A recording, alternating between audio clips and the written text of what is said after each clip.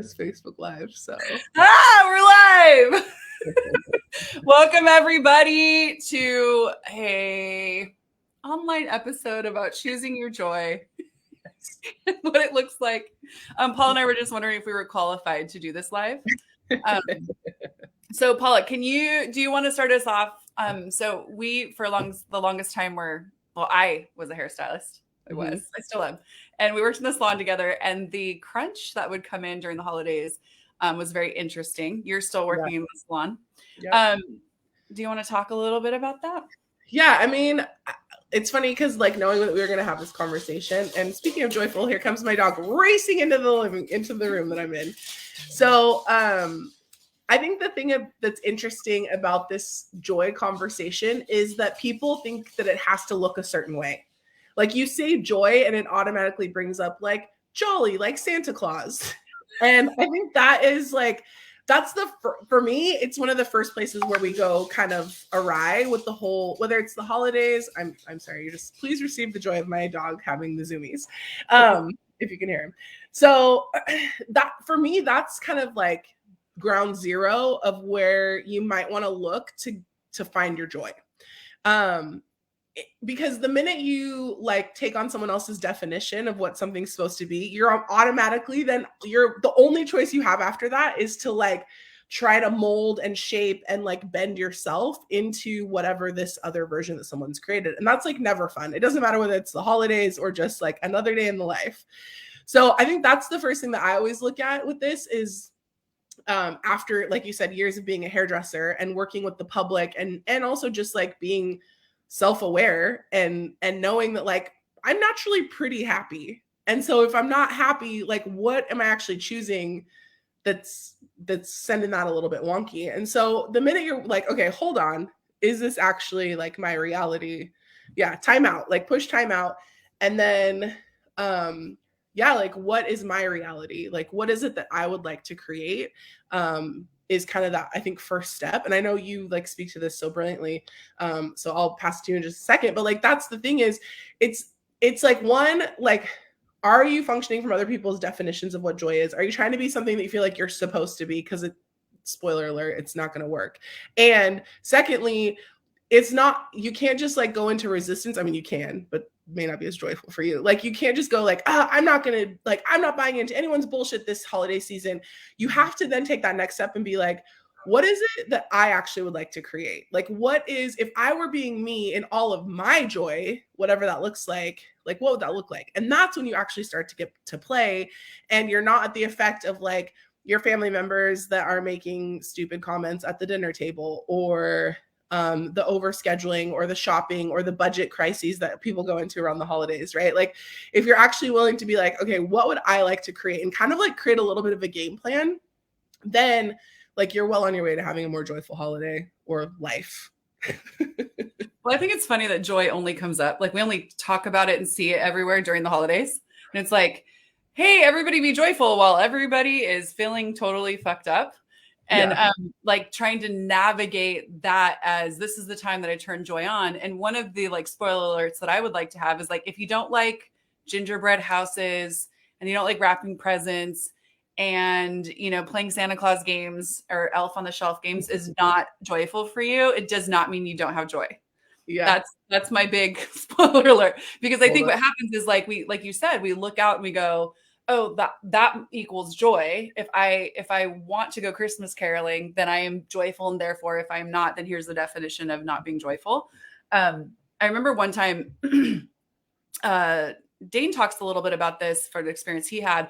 One of mine was after a class, I was I think in Costa Rica. I think I was getting on my horse and we're about to go horseback riding, and I walked my horse over to another person who was riding with us, and they were how are you?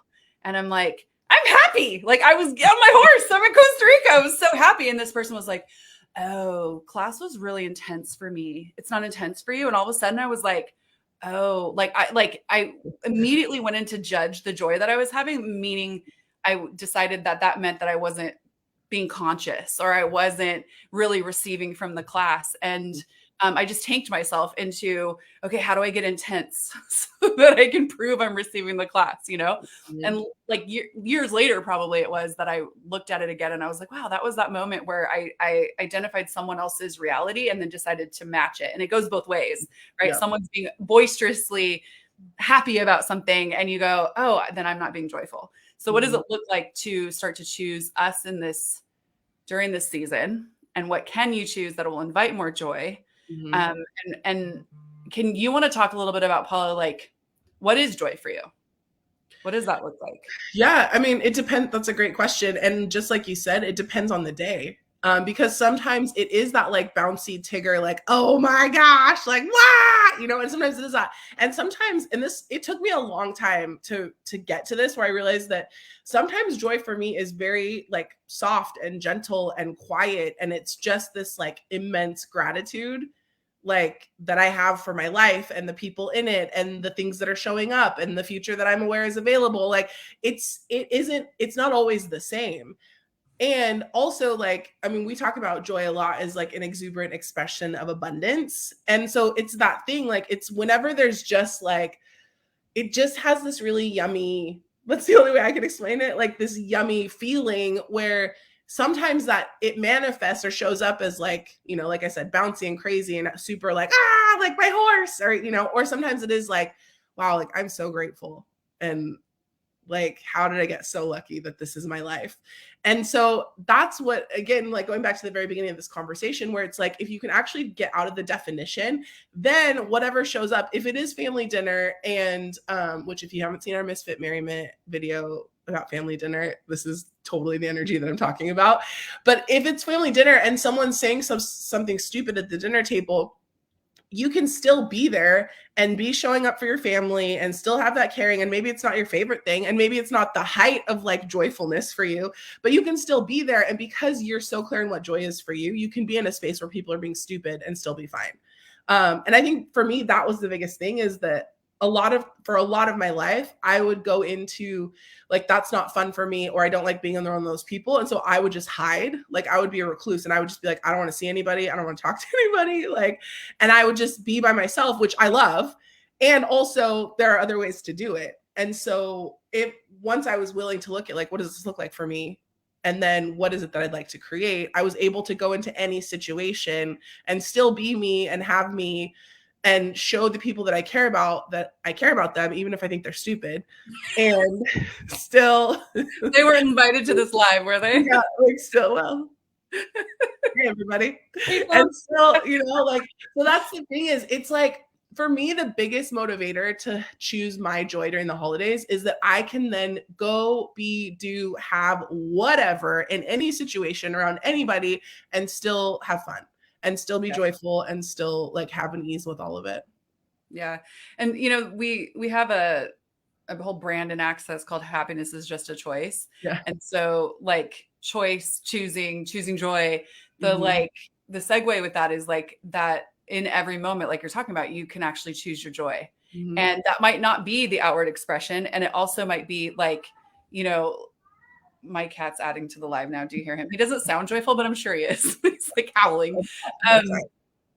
But I know like so many of us think that if we are this joyful person, we have to then go into like the avoidance of anything that we've decided can steal our joy. But if we're constantly choosing it, regardless of what's going on around us, then we can be the dominant energy. And I think that there are a lot of conclusions, and I know I was the conclusionist around this too, is like that the sad, dark, depressive type of energies are dominant, and that the joyful ones are so light and airy that they can never be the one that dominates the room. And just asking for my joy to be the dominant energy in the room can change it dynamically. It's not even like a how or a pragmatics to it. Like, first do this and then make this joke and then laugh, make sure you sit next to this person. It's not that. It's like just asking a question and being like, hey, what would it take? Universe, what are the infinite possibilities for this family dinner for my joy to be, present? So, well, and I think I think you bring up a really good point, because the whole conversation around Misfit Merriment this year is like, your joy can change the world. And you know, I think it's funny to look at people talk about this thing of changing the world, because it's like, I'm going to go out and change the world. Or it's like, I'm going to go out and choose my joy. But we don't actually realize that that one thing actually changes, like it changes the world, like one person at a time, one family at a time, one community at a time, whatever that is. That like, the more you're willing to choose the joy, it's an energetic thing. Like, yes, it's actually maybe a cognitive choice. Like, okay, I'm going to choose my joy no matter what it takes. Like, no matter what shows up, like, okay, choosing joy, like universe have my back. And also in that choice, it has these like energetic tendrils that go out and start to infect the world. And that's where, you know, in cases where maybe you were used to having to go to the fight or having to go to the frustration or the trauma and the drama or whatever that is, you can actually just be you in a situation. And I know this sounds like, wait, what? But it's like, you literally can just be you in a situation, choose your joy, and it will change the energy of a situation. And I'm not saying that your uncle isn't going to still say stupid shit. He probably will, but maybe it won't be as stupid as it was the year before. Or maybe it won't be as triggering for you or whatever that is, right? Like, it's like the more you play with this thing of joy, the more you'll actually see that it changes things so dynamically without you really even having to do anything. It's the choice to be you and be joyful. I have a cool example. Yesterday, Steve and I went to Costco to return a mop vac thing that I had bought and never used. And he's like, you know, we just really need to take this thing back. So we're standing in line and we couldn't get it back in the box. So he's like, what are we going to tell them? He goes, we're just going to tell them that it didn't work. And I was like, but it's clearly never even been used. Like the cord is still wrapped perfectly and it's like not dirty at all. And I was like, I know what I'll do. I was like, I'll tell them that I'm just allergic to cleaning. And Steve's like, you're not going to do that. And I was like, yeah, I am. And so we laughed the whole, like standing in line. I was like playing all these characters who are, you know, allergic to cleaning, and he was dying laughing. People around us started to laugh at me. And then he's like, you're not actually going to do it. And I was like, oh, fuck hell I am. So we went up and the lady, like everybody was grumpy at the counter. The line to return something was like around the building. So we had been waiting for like a good 30 minutes to even get in to return. And I get up to the lady and then she's doing like all of her like robotic stuff. Like that's what I think happens in the holidays. Everybody goes into the robotics of their job, of their family, of like shopping and all that stuff. So she was very robotic and she's like scanning the thing and she goes, okay, what's wrong with it? And I was like, oh, nothing's wrong with it. And she kind of looked at me and I go, I'm just allergic to cleaning. And I winked at her and she goes, and she literally let out this big old scream. And she goes, that is the best thing I've heard all day. She goes, actually all week. She's like, thank you so much. And we just started cracking up. And then afterwards, she's getting the money to give the return. And she goes, you don't clean, huh? And I was like, no. And she goes, but it's your money, right? I was like, yep. And then we laughed even more. And then Steve asked to move my because I have the Costco card, you know, like only one person get in. He's like, I think I need one. And I go, why don't we just she said, why don't you just put your name on her account and like take her off kind of thing. And what was funny was he's like, yeah, that's great. And she goes, you're allergic to shopping too. And I was like, I sure am, you know? And so we just had this whole exchange that everybody around the counter was enjoying and laughing. And it was just a moment, but that's the thing about choosing your joy and being you and letting it ripple out. And I know that her day was changed. And when you change someone's day, like then they go home and they're like kinder to their family and then that ripples out into their family. And then it continues on if we were willing to choose it all the time. So whatever that is. And it probably changed. Yeah. It probably changed her interaction with everyone else in that line too. Yeah. Like, I mean, it probably wasn't as fun as her conversation with you, but it's probably pretty fun. Yeah, but it really did, Paul, like elevate her. So the energetics of everything, right? So you walk in and everybody's like nose down, scanning, pulling, you know, type whatever that thing is called, cash register, and they're doing their stuff, but it's very like head down energy. And the minute that exchange happened, her head came up and it was like you could perceive her elevating above the monotony and the roboticness. And then as we like maneuvered around, I kind of looked back and saw, like you said, saw her engaging in a different way because her head came up. And that's the gift that we be that changes the world when we choose our joy. Well, and you bring up this really interesting word, engagement, which is a conversation that's been being had like in so many different scenarios that I've been in recently. But I just had a conversation with Chris Hughes, who's actually one of the guests on Misfit Merriment, and he was talking about that, like that actual thing that like when you're willing to engage with people, like look them in the eye, and not necessarily like through a phone or through a computer, which is great, and it's the thing that we're here on a computer right now. So like that is a level of engagement, and there's something that occurs when we're so willing to be present with people in their physical space and look them in the eye and see them as like a magical being like standing in front of you. Like it's a different one, it's a skill set, and two, it's like a different space that most people aren't willing to be. And it's not about whether it's right or wrong or whatever, but it's more just like acknowledging that that's one of the fastest ways for your joy to change the world, is to engage with people. And so with that, in the context of this whole conversation, like you're now going into the holidays, or we're now going into the holidays, where we have unlimited opportunities to engage with the world. And so it's like, what would you like to be? What change would you like to create? And what if it is as simple as you choosing joy? Like that's all you have to do. Yeah.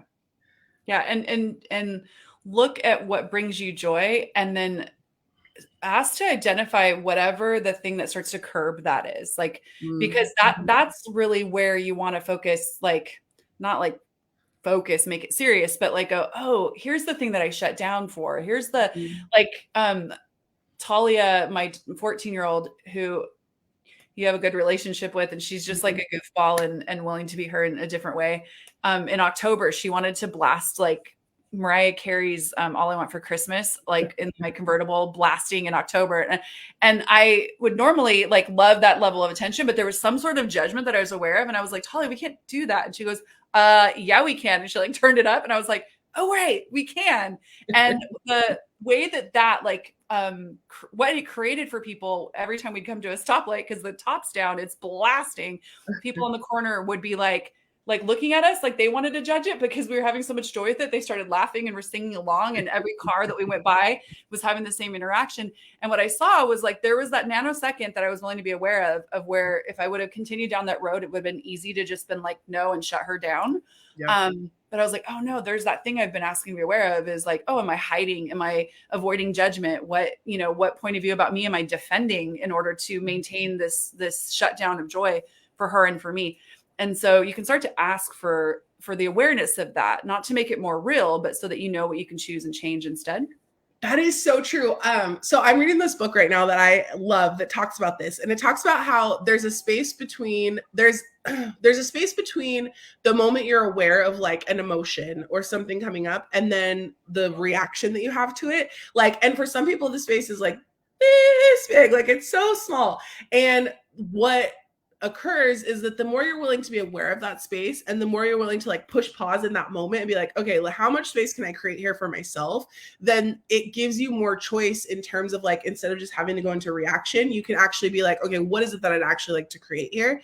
And that, I think, I'm so glad you brought that up, because that is, for me, it has been one of the key components of me being all of me in every situation.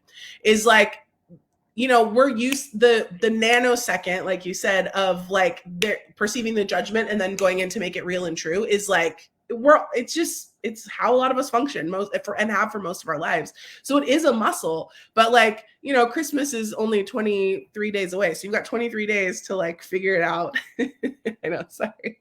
See, nanosecond, there's a nanosecond of like, and even that, like all the freak out that everyone just went into, because I could totally perceive it, where it's like, you're like, ugh! But it's like, what if you stop for a second and you pause and you're like, okay, what is it that I'd like to create? Or how much fun can I have? Or who can I engage with to like help me create whatever, the Christmas cookies or the gift wrapping or whatever, plan the family dinner, like whatever it is, like in that nanosecond, like if you allow there to be that space where you can ask questions and that space where you can look at what is it that you actually would like to create, that will change your life and it will change the world.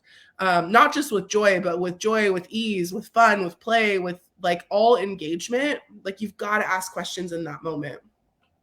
So I have a question for you with those questions. So Paula, what would you like to create? Who would you like to engage with? And what would you like to choose in order to create more joy this holiday season? I love that question. So those are very good questions, Sarah.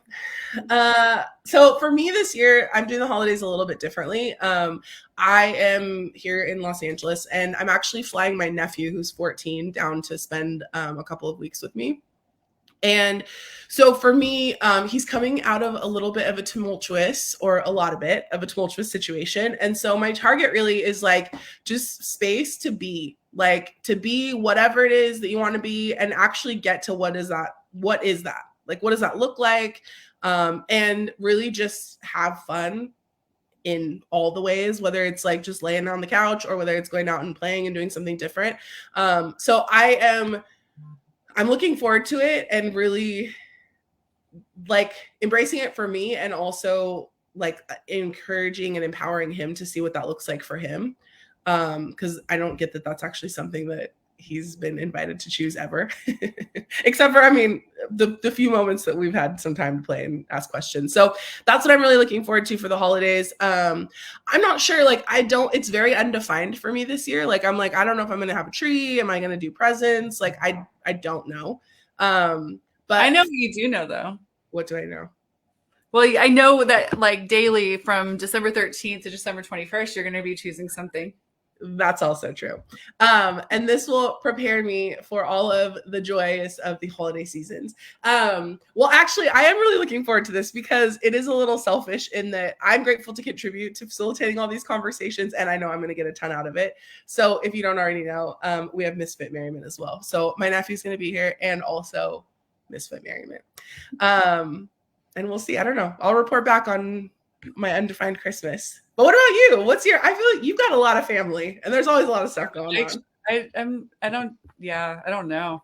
It doesn't have like, well, as a parent, I used to make it so significant to do all the things that, like the traditional things that I thought I totally loved as a kid. And it's not that I didn't love it, but it was like that projection of like the perfect holiday season. You had to hit this, you had to do this, you had to do that. And the more that I be me as a parent, the more I'm like, hey, what do you guys want to create? And they do not have the same types of expectations that we as parents create. So, yeah, I don't know. It's not as serious to me anymore as it used to be anyways. But you do know what I'm doing starting December 13th. Well, yes. So the one thing that has now become tradition, we're in our third year, is Misfit Merriment. Put the link in there. I'm going to put that up there. And basically what we're doing this year is we're talking to all of our guests about joy and how they create their joy, what brings them joy, what tips and tools they have to get back to their joy. And we have now paired guests this year. So we have different pairings of different guests. Doing great. And Paul and I will be getting on daily with them on a Facebook Live, just like this one you're watching here. And the cool thing is there's 18 guests, 9 lives, plus me and Paula. And there is a clearing loop. All of the facilitators have sent in clearings, so you can upgrade and do a clearing loop this year. And a portion of the proceeds will be going to El Lugar. So, do you want to share a little bit of what you've enjoyed about the past 2? Yeah, I mean, I think we both mentioned about how the holidays are so undefined for us. We're like, I don't know. I think we'll probably do some Christmas stuff, but we're not really sure exactly what that looks like. And that's kind of the thing about Misfit Merriment that's been so cool, is that it's so out of control because everyone's so different. And so you never really know exactly where we're going to go with the conversations, but there's always like these nuggets that come out of every single one where you're like, that actually is something that's a great lesson for life, or that is something that I never even thought of it that way. I know, like, one of the things that came up last year, I think it was last year, where like Susanna Mittermeier talking about Santa and like their version of Santa. She's from Austria, and like, what does that look like? And it was so different from like the American Santa, and it totally like broke my brain and was like, wow, we're like totally functioning in America of like this vision of Santa, and in Europe, it's like this horrifying thing. Yeah. And so it kind of starts to like pull apart all those definitions that you have of the holidays and what it's supposed to be like and what you've always been told it's supposed to be. And it honestly is just so irreverent, and everyone just showing up and being like, yeah, so let me tell you about Christmas, or joy. And of course, there's like some really sweet moments, and there's some hysterical moments, and there's just like shenanigans and out of control and just fun. And I think, if anything, even if we're not talking specifically about Christmas, it's that joy that changes the holidays. Like it's that joy of these conversations for me that changes so much. So I'm really looking forward to it. I don't know what's going to show up, but I know it's going to be fun. Yeah, me too. And really the laughter. Mm-hmm. I love to laugh, and the pairings that we have, I know, are going to bring forth the laughter, which also instigates the joy. So if you're looking for something to choose joy with this holiday season, you can go to this site here, sarahgrandinetti.com/misfit, and sign up. And we'll find you in the Facebook group. And if you're watching this from the old Facebook group, maybe go remind yourself of how cool those lives were. Yeah. Any final words? No, I'm so grateful. Thanks for all of, there's so many people behind the scenes. I'm just going to acknowledge everybody, because there's like translators and coordinators and social media people and Sarah. And it's just like, it's quite the undertaking. And it looks really cute. And, we have a beautiful StreamYard overlay today, but there's a lot of work that goes on behind all of that. So thank you to everyone that's contributed to getting us this far. And yeah, what would it take? I'm asking like 1,000 people. Like, what would it take to have 1,000 people or more? Yeah, playing on Misfit Merry Matt. 1,000 people choosing their joy this holiday season. Are you kidding me? I know. Ugh. I love it. And I think that someone has to tell me, because I'm not the behind the scenes person. I think we still have the gift offer. Yes, guys. Because last year we had people going, I want to give this to this person, or I want to. So we created it as a gift offer. I think that's still there. Yeah. I actually did see in one of the WhatsApp threads somewhere that there had been some gift purchases. So I think it's happening. Okay, cool. Yes, we do. Okay. Thanks, guys. Thanks, Kate. Thanks for, you guys are magic. I'm so grateful. Yeah. So if you're excited about it, but you also know someone else who might enjoy it, it's $45. And like I said, we're also sending a portion of the proceeds to Elogar, which is also really cool. So yeah. If you don't know what to get someone for the holidays, you could gift them early. Yeah. Or if you feel like someone's going to be really difficult coming into a family dinner, you've got the 13th before they get to Christmas dinner. Exactly. And we kick off with the Bowmans.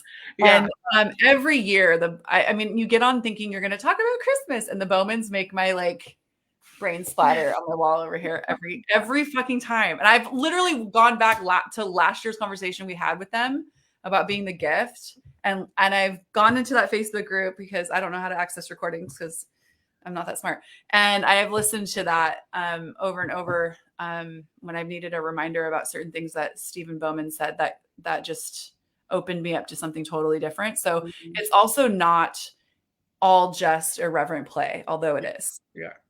There are some really cool nuggets that show up. And we have Gary and Dane, I think on the 15th, Gary and Dane, 15th, something like that, coming on together, talking about joy. So whatever you do, don't let this change your life. Okay. All right. Thank you. Bye. Bye. Bye, everyone.